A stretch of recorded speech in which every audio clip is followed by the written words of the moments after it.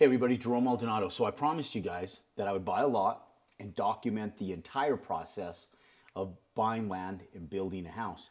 And so not everything that happens in the field starts in the field. A lot of what happens in the field starts in the office. And so we acquired the land. We are working on engineering, surveys, and other stuff.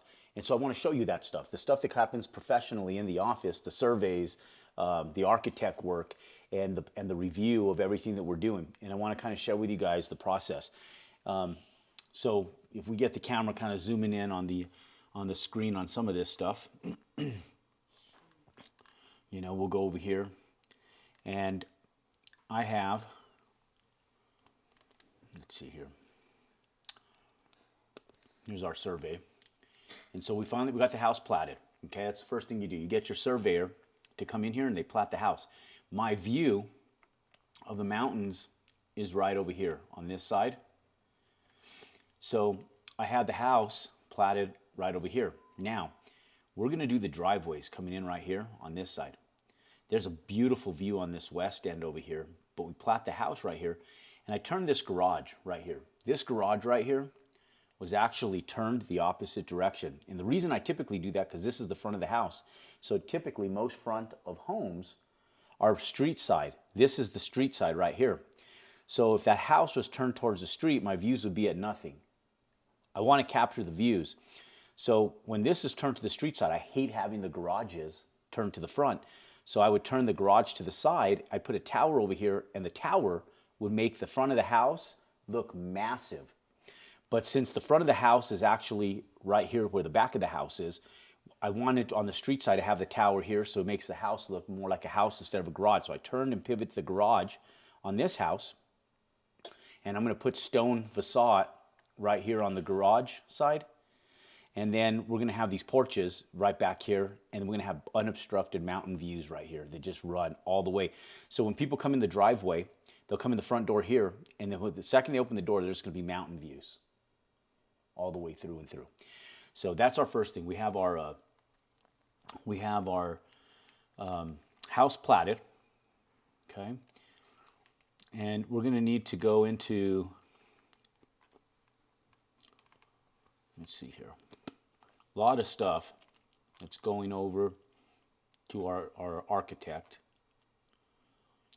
But if we go in, let me see here. Do a search. So I go through all of the house. We'll go through every piece of it. These are our actual site plans. And when we come into this stuff,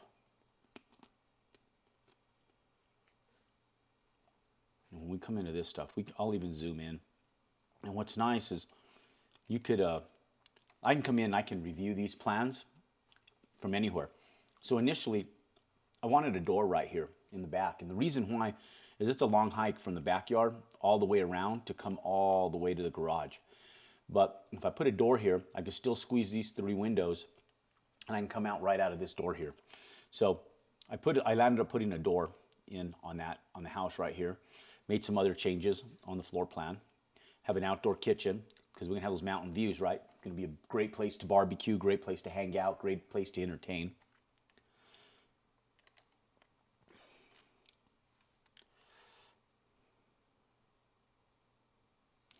And then we got full architectural plans. Let me see here. Let's open this bad boy up, because we have a good line.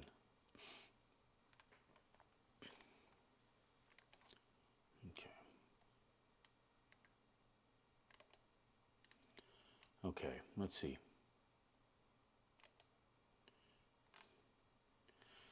So look at now. I did all the changes. Now you see my driveway over here. So you see my driveway coming in over here. I had them put that driveway in. I show where my septic tank is going to go. I have my 25-foot setback. I show all that stuff. I push the house as far forward to that eastern view as humanly possible without being too close. We also have a courtyard wall that's going in around this section here. So we're going to have a little courtyard wall that goes in right here, just to give some privacy, keep the coyotes out. We got our floor plan. You guys could see what I was talking about with the door.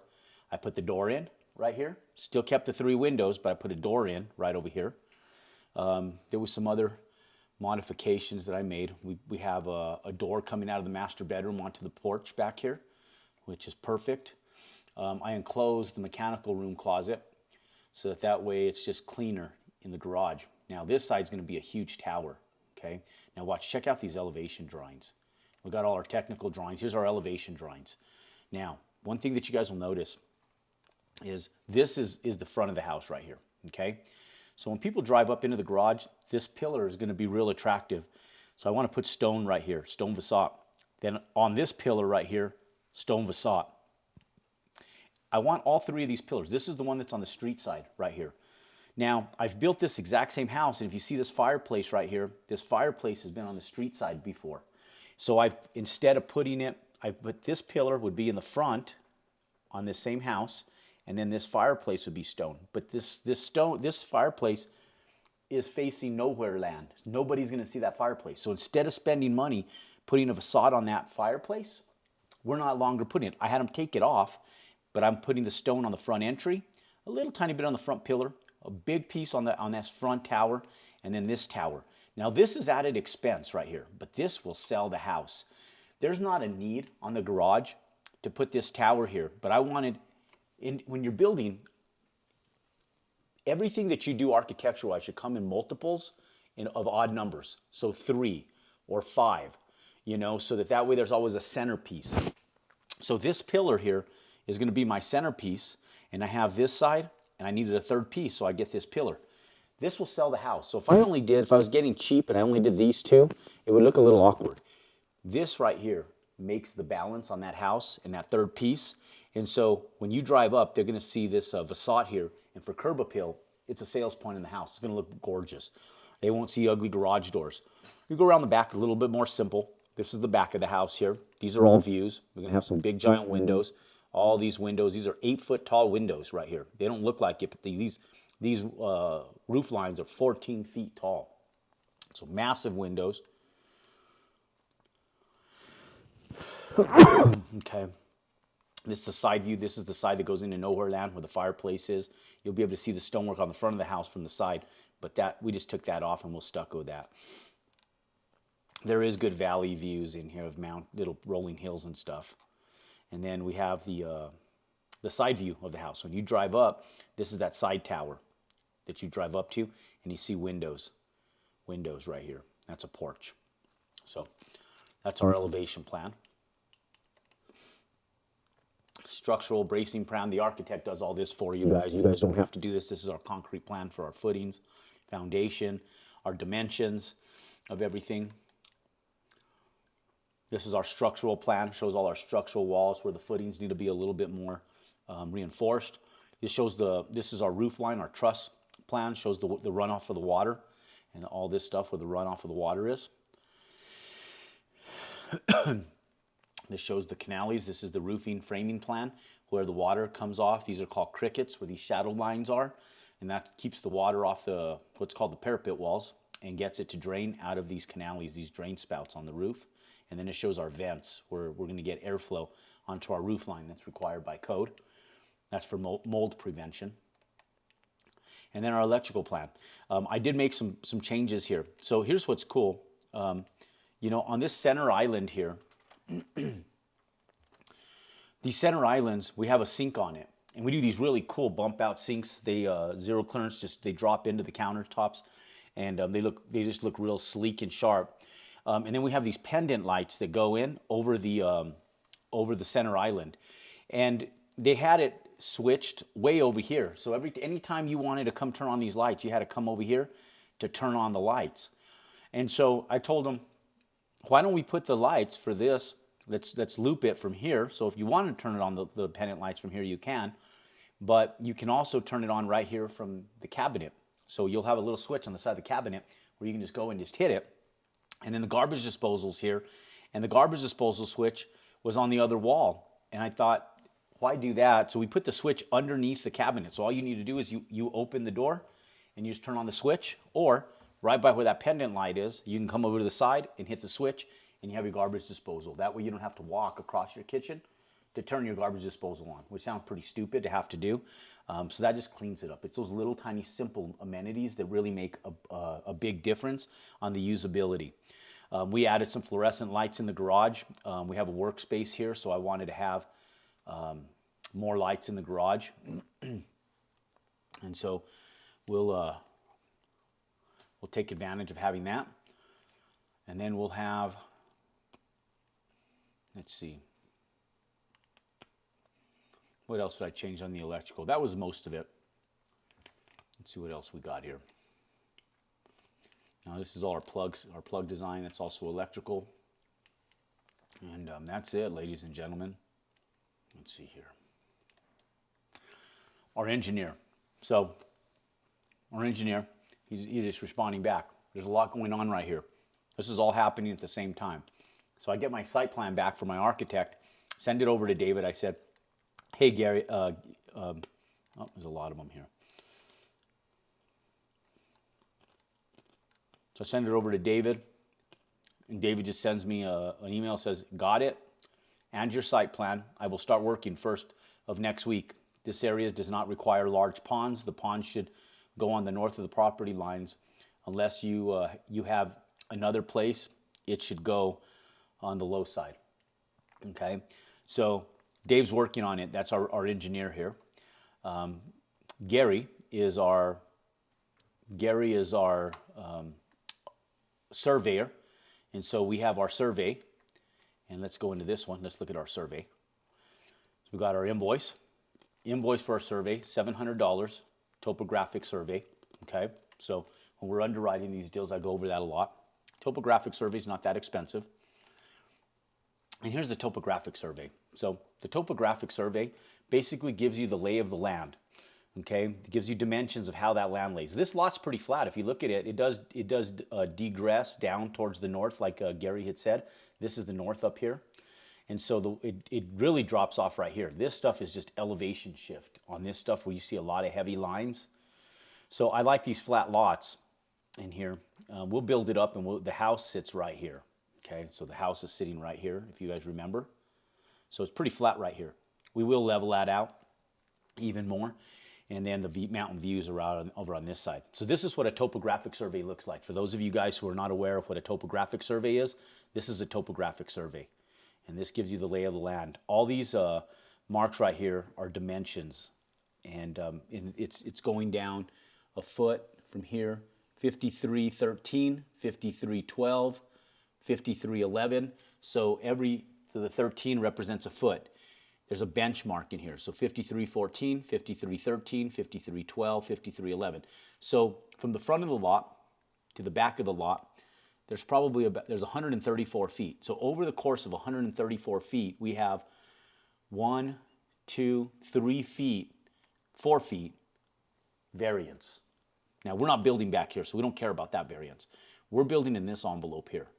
And this is our setback. So really, we only have to worry about a 2-foot variance because we're at 53.13 to 53.12, and our house is going to sit in this envelope here.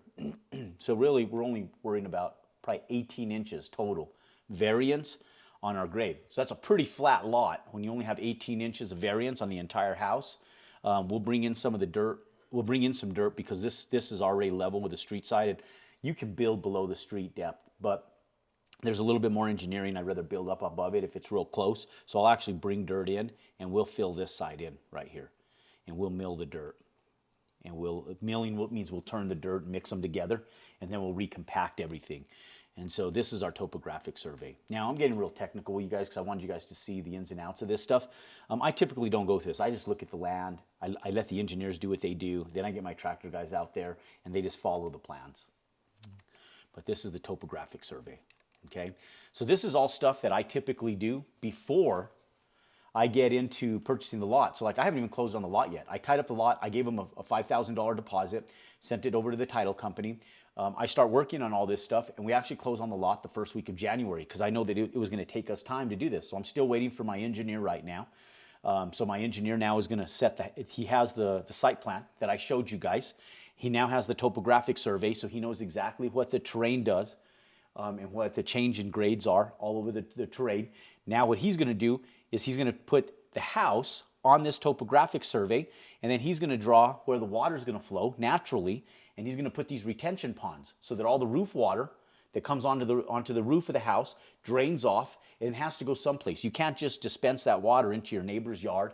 If there, in this area, it's rules, so there's no curbs and gutters, so you can't just throw it onto the road and erode the sides of the roadways. You got to contain that water. So what we do is we put the house in on the lot, and then he's going to draw where the retention ponds are. He's going to tell us the depth, the size, the width, and then we're going to make them decorative looking, so they look more like landscaping and little ornamental ponds. But they'll be functional ponds, and then we'll grade the lot to look like that before we're done. And so this stuff, when you go in for permits, needs to be done prior to building the house, because the county, the city, whoever you're dealing with, they want to see this stuff in advance. And so those are the three people that you need. You need your architect, you need your surveyor, and you need your civil engineer to do your hydrology. And that's what we're waiting for now, is our hydrology. We'll be done within 2 weeks. We'll be in Christmas. We'll submit for permits. We'll close on the lot. We're also doing septic permits. That's why I had those permits. That's why I showed where the septic tank was on the other set of plans, because I had to go to the state engineer's office, pay a $150 permit fee, and then they're going to get me back my septic permits, and then we'll compile all of that. I sent the plans over to my lumber company. They're going to get me truss engineering. We compile all of that, and within a week or so, we'll put all of it together, send it down for permits. It'll take them about 2 to 3 weeks to get our permits submitted, reviewed. We might have some edits on there, and depending on the holidays, if they're in or out of the office, we'll be looking at the first week of January before we actually turn dirt on this lot. And then we'll close on this the first week of January. So we'll close on it the first week of January. Then by the time everybody gets back to the office, we'll get our permits back, and almost seamlessly, we'll be turning dirt and building a house. And so I call this time right now, where we're waiting to close on the lot, free money, free time. And here's why.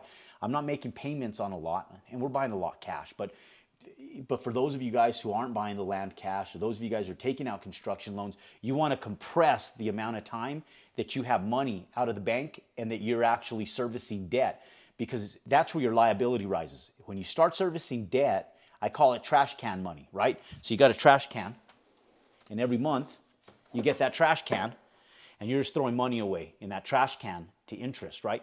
Now, we budget for some money to go in the trash can, especially if you're financing deals. Our big commercial deals, we do an interest reserve. We write that into our expenses, and we account for that. With the houses, we've always built cash, so we've never had that. But a lot of people that we're working with, they're not building cash. They're utilizing bank money. So we want to compress the time that they have liability and expenses going out, and they're